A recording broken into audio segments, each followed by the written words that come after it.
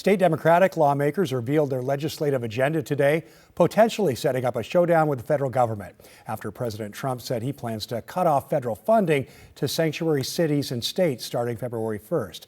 One Oregon lawmaker says the state needs a way to fight back. Celine Stevens is live in Salem, where lawmakers are already clashing over what this could mean for Oregon. Celine.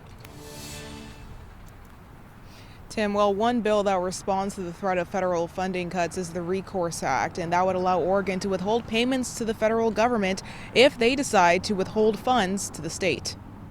Every time I have felt like things can't get any worse with this federal administration, I have been wrong. This is what led Representative Willie Chotzen, who represents Southeast Portland, to create the Recourse Act.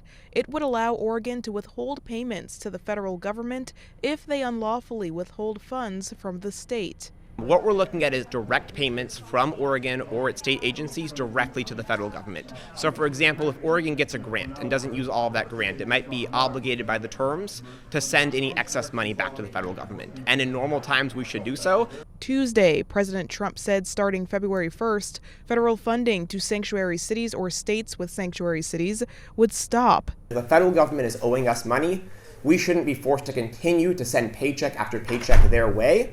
Well, they are not following the rule of law. Republican House Representative Alex Scarlato says that thought process is too risky.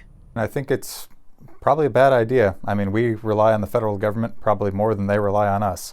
And at that point, again, you're flirting with a civil war. The federal government should be able to block funding from states that don't follow federal law. Other bills to protect Oregonians were also discussed, from topics ranging to where Oregonians' money goes to officer identification and more. These bills will be introduced in the upcoming short session, which starts on February 2nd. Back to you. All right, Celine, thank you.